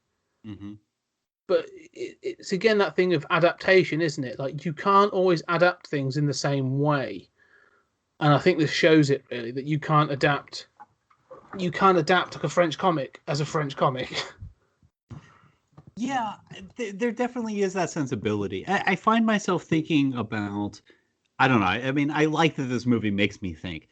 You know how we talk about like anime, we talk about, you know, manga. One of the biggest things that you have to adapt when you're taking most anime, they don't do it anymore, I think, unfortunately. But when you take an anime and you bring it to a Western audience, all of a sudden everything has to have an explanation. And traditionally in an anime, you just have an alien show up, right? And, you have a very serious show in which all of a sudden, like, there's some magical thing that just is there for an episode or two. There's no sense of genre consistency or even having explanations for stuff. And I think that, we, especially with these blockbuster movies and shared universes, sometimes don't have enough genre consistency. But we have those ideas in the West. In France, it seems as if not all, but, most French science fiction, I think this is true of, science fiction movies. I think it's true of science fiction comics in France. It often does something of the same thing, where there's just, okay, this is an idea. So many celebrated French sci-fi series. It's like, okay, well, you've got ancient Egyptian gods visiting the Earth. I guess they were the same. I guess ancient Egyptians saw this. I mean, it doesn't really matter. It's beautiful. There's a, film noir kind of, vibe to it. That's weird. And that stuff is hanging in museums in France, I mean, there is a sort of like, we have these ideas of a controlled narrative, and I have them too. That's usually what I will celebrate. But there is that sort of like embrace of science fantasy as science fantasy that's like, if you're going to go that other direction, just throw in the kitchen sink. Why not have a leprechaun? Throw him in there in the middle if it's going to be a cool idea. But I like what you said about sort of like episodic. Like if this were a series on a streaming service where you just chop it into chapters and you just have that little bit of a pause, and it's like you have to click a button to go to the next chapter, right? Where it's like next, you've had that opening, you get the dream sequence, you get the, the big, you just be blown away by one after another. We'd probably be on social media saying, "Oh my God, you have to see Valerian." I agree with that, and I do think that it feels too long, especially as a movie. It's weaker altogether. But I often, I always come back to, the fact that all of my complaints I have about other movies that I'm willing to forgive. I mean, it's a 2.5-hour movie. I've never been through a 2.5-hour movie that I haven't thought this needs to be 40 minutes shorter. And in most of those movies, I can't stand the climax. I spend 40 minutes of it just, twiddling my thumbs, looking at the person next to me saying like, you are enjoying this way too much. What am I missing? And I don't feel that with this. No. I get you. The idea of this being a series would be quite cool. I can imagine it being a good. I could imagine them doing that, and I think that would be quite cool. Because you could have different tone and different characters in each one. Because the Mandalorian is very much that. It's a travelogue of adventure. Like each episode is Mandalorian walks into a different location, and he then has to go into and he enters somebody else's story. That's it's that sort of the wandering Ronin. That's exactly what it is. And you can get away with that. So, like you say, one week, he can walk into a comedy. Well, he wouldn't do that, but they can walk into this story, then that story, and then that story, and that you can do that in episodic TV, especially if you were aiming sort of like short series. If this was like 4 or 5 episodes, and you could really, that'd be great. I think it would work better. But again, it's not. It's a film, and film works in a certain way. And so again, I do think of the thing with this film is I think about other films where they have tried something similar, and it hasn't quite worked. It's either it's a director on out of control, or the sort of, because this feels like Luc Besson having been given, here's a big budget, do your thing, sort of thing. I think of like other films where this happened. I think of like Waterworld, or Clive Barker's Nightbreed, or there's a couple of others I can think of, but like those films where you go, there's a way of fixing this film. Mm-hmm. Like it's, and I would say Valerian isn't terrible. If I had to sit down and watch it again, I could sit through it. You know, there's bits where I'd be like, I'd probably check my phone in the certain bits, and I'd know to disengage from the character stories. Okay, just enjoy the visuals, just enjoy what's going on. Fine. But like I do with Waterworld and like I do with like Nightbreed, I watch those films and I go, I know these aren't good films. And there's a way of, and frustratingly, it's sort of like just 2 degrees to the left. Yes. And it could have been fixed. And I sort of feel like that with this film. It's like, there's just, like you say, when this film works, like it really works, like, because it's really interesting. When it doesn't, it's terrible at times.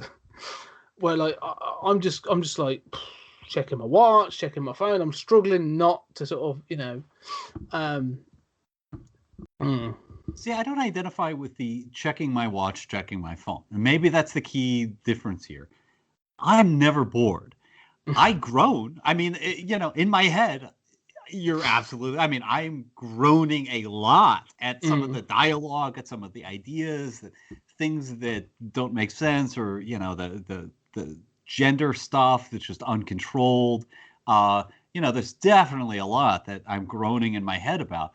But like, you know, as you say, there's a lot that's good. You're talking about that conclusion where the pearls come out and they grasp hands, you know, and there's just a visual of these stark, beautiful aliens holding hands, being ready to be gunned down in front of this portal that makes no sense, that apparently goes into a VR simulation. I mean, on a spaceship that's about to take off. I mean, none of it makes any sense, but I don't know. I never feel myself bored.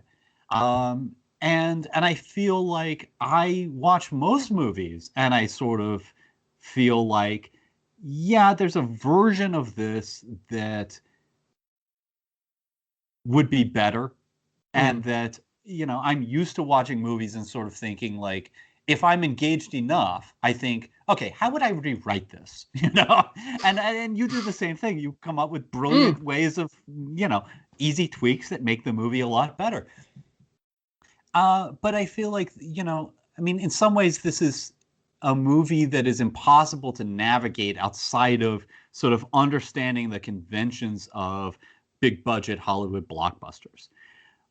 You know, I mean, it has all of them. On the other hand, it's so unapologetically itself and out of control. And I sort of love it for that. The thing is, I think, you know, we say about Hollywood blockbusters, and, you know, we've referred to several, you know, whether it be the MCU or the DCU or Avatar, and we've referred to others. The question I have, though, would be, so why is it they make $1 billion and this didn't? And that's the sort of thing, because the idea, as I said, the ideas are there, so the visuals are there. There's nothing in this that looks cheap. You know, it all works. And you know, one of the things I think we've learned in modern cinema is I think they've learned to. Well, firstly, a lot of those had an IP that's already recognisable. That's almost like, you know, you have a built-in audience where Valerian doesn't really, but it does in France, I'm sure, in other comic circles, but it's a very small niche. But then I look at things again, like, you know, films that we've both mentioned. I actually really like Guardians of the Galaxy. You know, it's good fun. It's got certain things in it. So you're right. Some parts don't make sense. Some parts are a bit cack. But that has what differentiates it from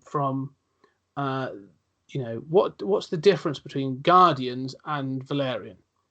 Why is it that one made 800 million and one? Because we can't stake that they're an IP that everyone knew. Because unless you'd read Marvel, like, nobody knew who the Guardians of the Galaxy were.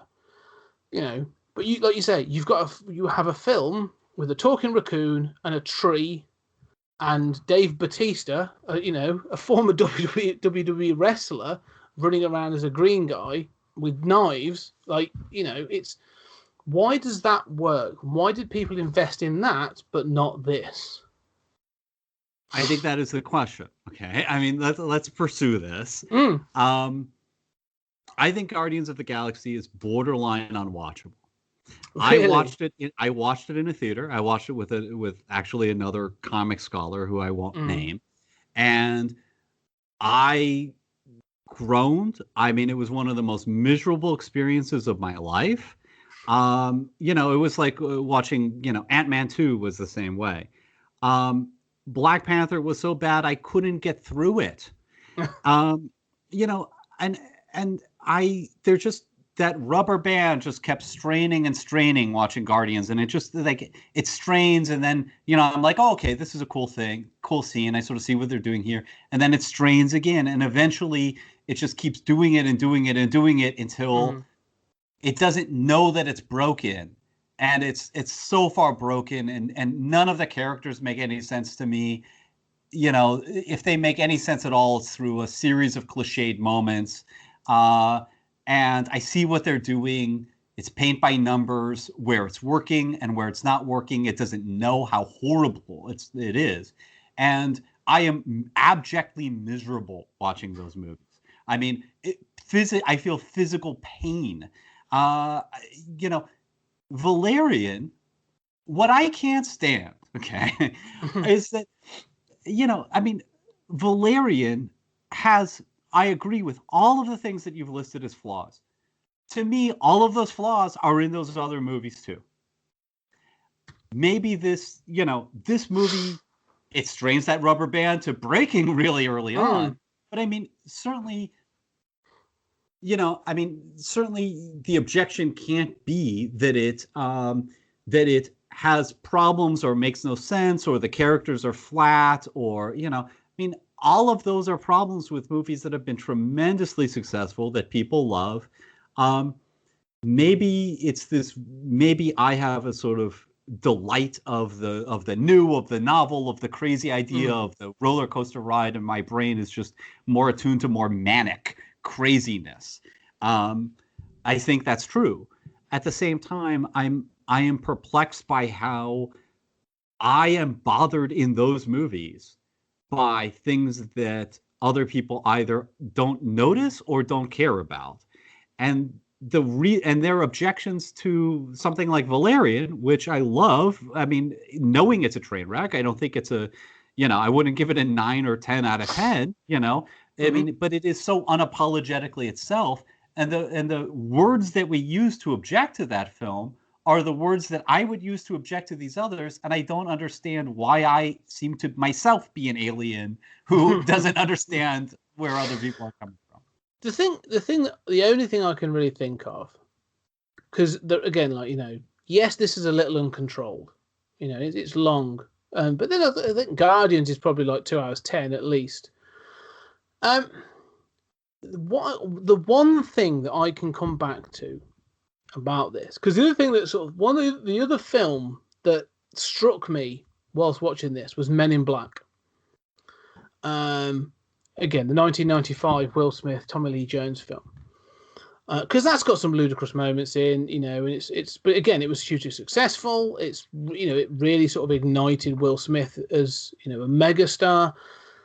And again, so I look back at like that film, and I look back at Guardians, and I look back at some other films, even looking back at like, where they're mega successful. And the thing that I can keep coming back to is charisma. And it's something you said about this film, sort of like, it needs that little bit of a twinkle in its eye, a little bit of a wink at, a wink to your mum to say, I'm naughty but safe, and that's what it comes down to. In a lot of cases, you can if you were to take, let's take in fact, let's take another example. Back to the Future, is a film that again is one of my favorite films. It's a nostalgia trip. It's brilliant. I can go back to that film a number of times and really enjoy it. There are moments in that film where even I'm like, it's a great script, but this isn't, as you and I have said, this isn't really how time travel should work. The character beats don't all make sense. Some of the sexual politics in that film are really dangerous. Like, Biff deserves to be in prison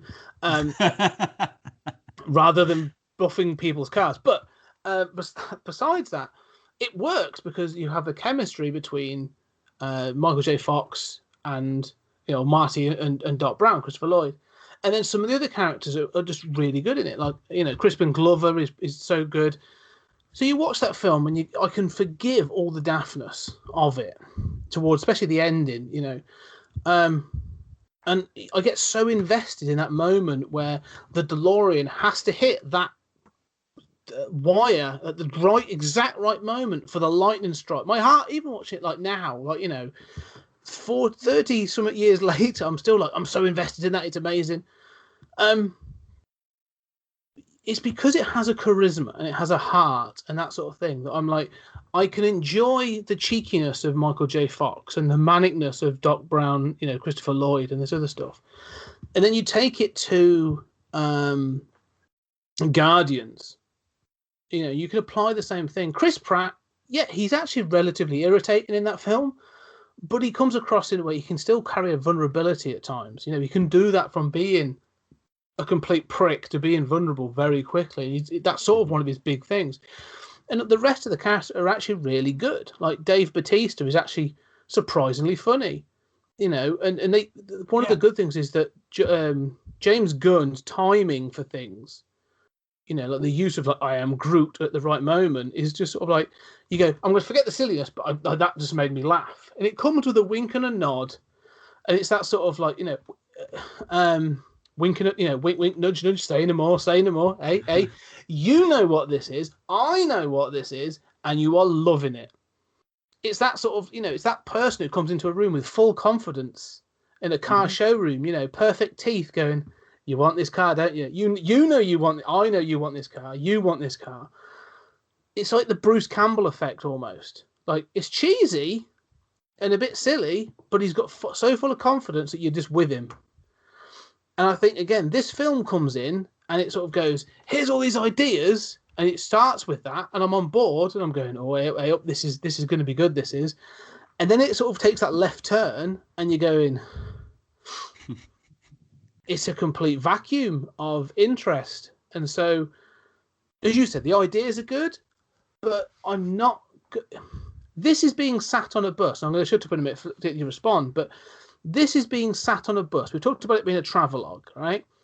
And there's a difference between sat on a bus, but with Bruce Campbell, who's keeping you, he's cracking jokes and keeping you awake and telling you all these things about what you're seeing out the window, or being sat with George W. Bush, who's basically just going, and there's a ball of the world's biggest ball of string. There's a hay bale, like.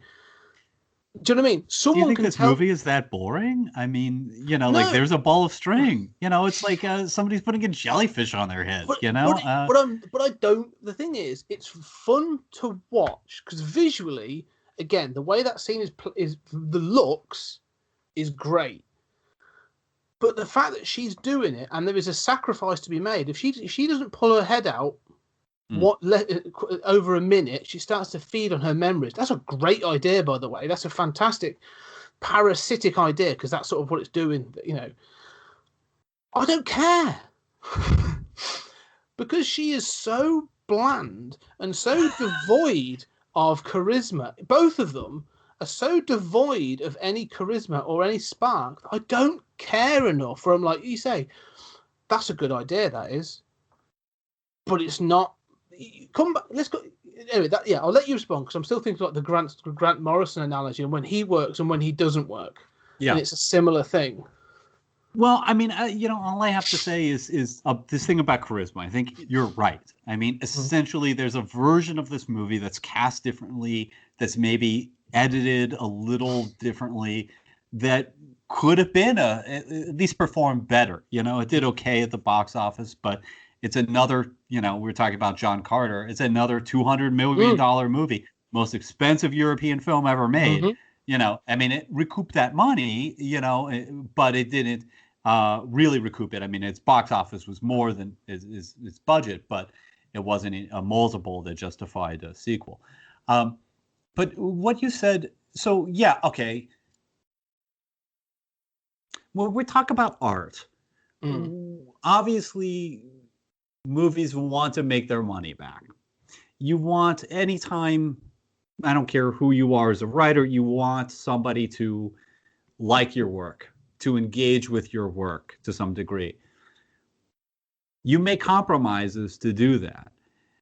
I'm not saying that this is like some pure, brilliant work of artistry that refuses to compromise. But the idea of, you're right about charisma. I think you're right about the actors. But to me, what I hear is like, I'm not immune to those things. But what I hear is this sort of like personal touch of liking the actor. How often have we talked about movies where we just say, oh, so-and-so is fun to watch, right? And yeah, they're fun to watch. But I think that, I don't know, I come back to feeling like my brain is different, feeling like I am myself an alien. And there are many, many times have I seen somebody who is charismatic with other people where, I'll be like, yeah, I mean, I'm not immune to that, but, it's a show, and it's a little more transparently a show to me than it is to the person sitting next to me.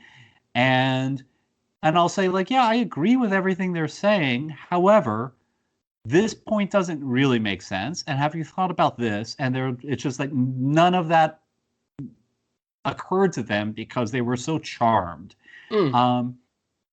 And maybe I'm just, less affected by charisma fields than other people. Maybe I just have a little bit of a, Asperger-y tendencies in my brain that I see that as, you're doing a performance. I see the way in which you're triggering this in my brain and in the person next to me, but I'm watching the gears turn. So maybe it just affects me a little less.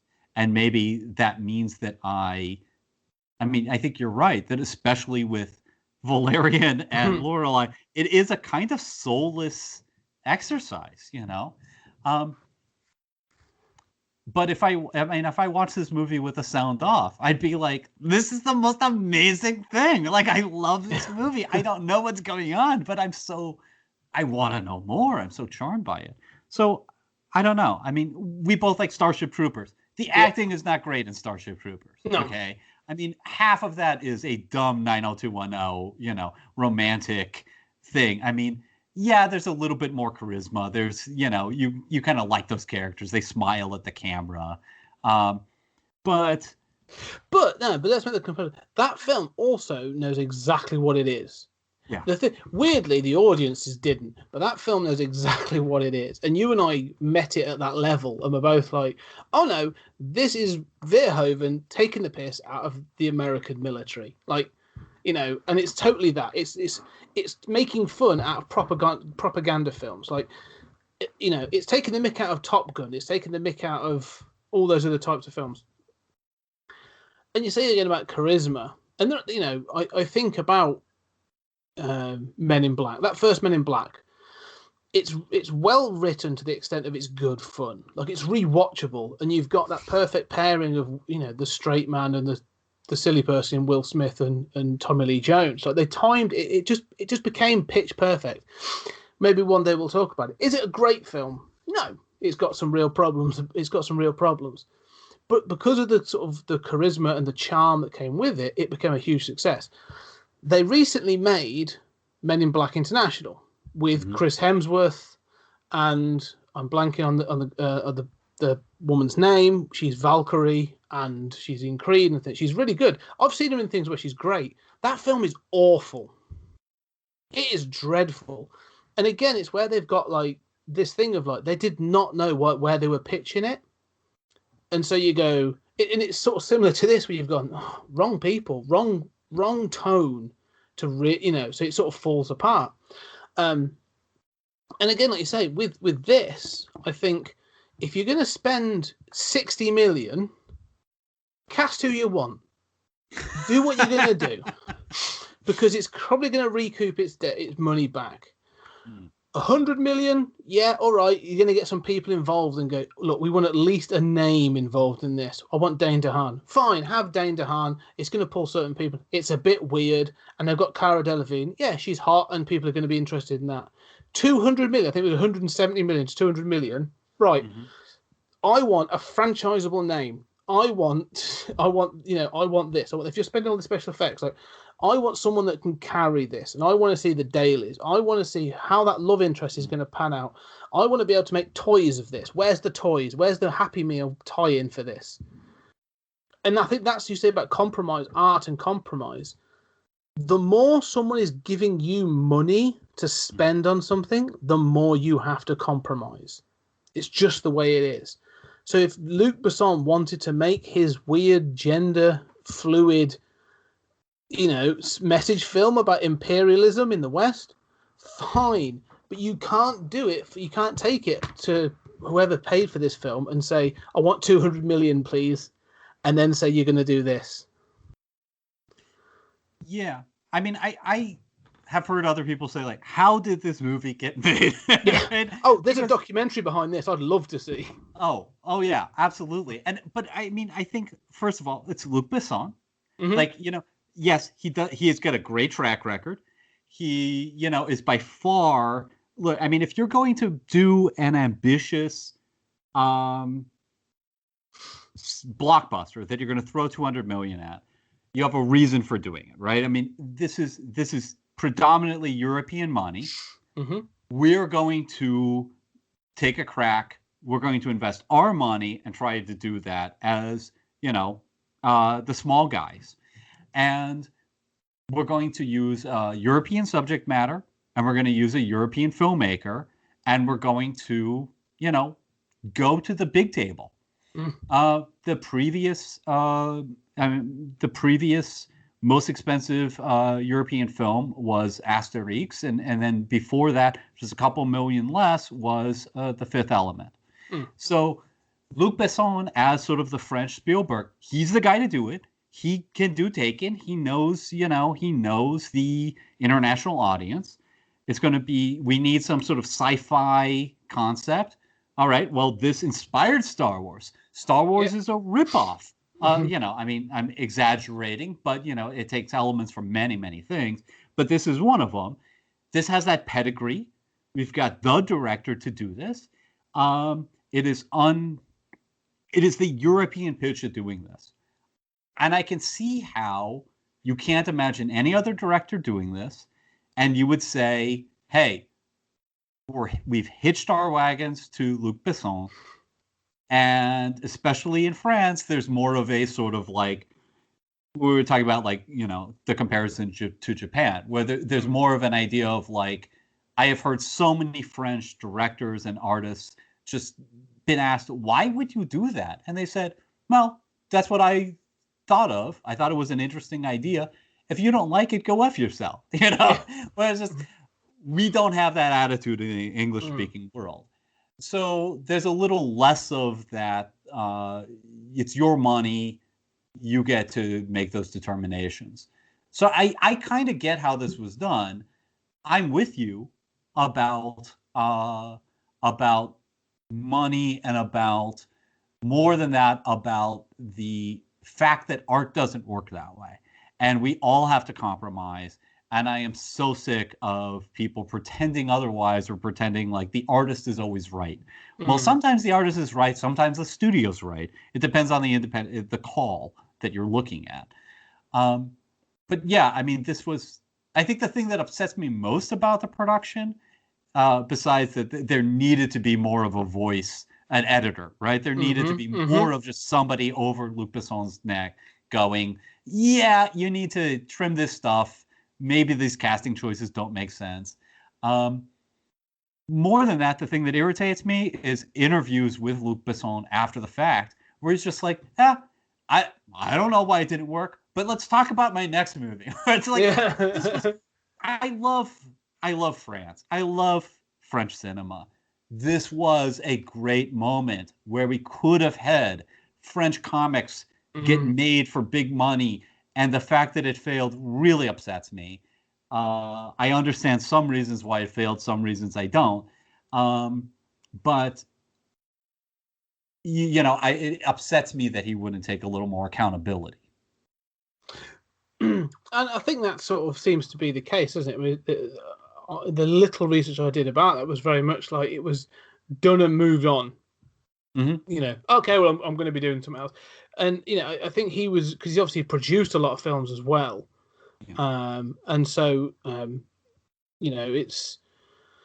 it's one of those where he was like, yeah, I was doing that project. Oh, it's done, it's out. Okay, well, we'll see how it does. But at the moment, I'm producing, I don't know, Taken 4, or I'm directing Lucy, or I'm doing something else. Like he had other things in the pipeline.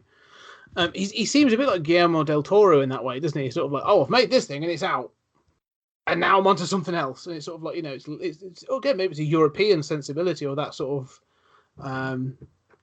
that work ethic. I don't know, but yeah, it's a missed opportunity. That's another point. It's a missed opportunity because those comics, like you said, we've talked about Meta Barons on 20th Century Geek, but one day we'll talk about Incal But then, like I said, we talked about Barbarella. That's based on a French comic. Valerian's a French comic. There's so many amazing science fiction French comics. Never going to see the light of day in a English-speaking world because they missed the opportunity. Which is a real shame, really. Anyway, we're coming to time. And so let's just round up. So what are your final thoughts then on Valerian and the City of a Thousand Planets? You know how you can't look away from a car crash? That's the way I feel about this movie. And it is the most beautiful, idea-filled explosion of strawberries car crash I've, probably ever seen. It is a car crash. There's a lot that I really don't understand and dislike, but it is a beautiful, fantastic car crash. And I think those beginning bits, some of those ending bits you could cut a version of this film that didn't make sense as a narrative, but that was maybe 45 minutes of just the most amazing footage you've ever seen. So it's a fascinating car crash. That's all I have to say. What about you? No, you're right. You say about the sections. If you were to take, all I want to do is take that section for Planet Mule, begin to end, and just watch that as a short film. No explanation, just that, and it's wonderful. Like, it's amazing. There are bits in this film that are great. Like I say, the highs are high-ish, but it's the lows. Like, there's so much in this film that should work better. And you do watch it and go, why doesn't this work? Yet I watched so-and-so, and I'm willing to give that a go. The only thing I can keep coming back to is this film needs more heart. It needs something at the center of it. And the fact of the matter is, this whole film is supposed to be about love. Like, the sort of like the tipping point of this film is the relationship between Valerian and Laureline. Unfortunately, there is no relationship between Valerian and Laureline on screen. And so everything else starts to fall a bit flat. And so everyone else is bringing their A game and doing their best. And the visuals are stunning and some of the best. But those two just don't work in this film. It's just one of the oddest casting choices I've ever seen. But yeah, it's an interesting watch. I'm glad I've now watched all of it. I don't know whether I'll go back to it. Yeah. But there you go. But that's the end of the season. So 5 stars. Yeah. Yes. 10 out of 10. But next week, next episode, we are going to be coming back to do a season review. So look back at the films we've done for this season and how we'd rank them at 10. I suppose what we did last time. So we'll do this. We're ranking at 10, and then just a quick sort of discussion of how we think the season's gone, and then we'll give a proper intro as well to what we're going to be doing for our bonus mids or inter-season episodes as well. So we've got some cool stuff coming up as well. But yeah, we did it. We did it. It's just, yeah, it's been good actually. I've really enjoyed some of the stuff we've covered on this season, and I know that there's a couple of people that have been watching along with us And I know as of the recording of this, it sounds weird, but the last episode that went out was Mars Attacks, and people have had some interesting views on it. So please keep getting in contact with us. Let us know what you think. Let us know as you watch the films. Do you love them or do you hate them? Find us on Twitter at PodTimeSpace, and just let us know. Do you agree with what we've had to say then about Valerian? Was it good? Did you watch it? Did you miss it? But also for next week, for the next episode, before this comes out, give us your listing. Give us your ranking of what you think the films were in this franchise, or sorry, in the films in this season. What were your thoughts, and what's your ranking out of 10 for each of them? I'll be fascinated to know. Amen. Yeah. Sounds great. I'd love to see that. Yeah. So Julian, thank you as always. It's been a blast. Yeah, it's been a fantastic season, and we'll wrap it up. We'll give our final thoughts and move on. Yeah, so we'll see how it goes next week. Thank you, ladies and gentlemen. We'll see you again soon.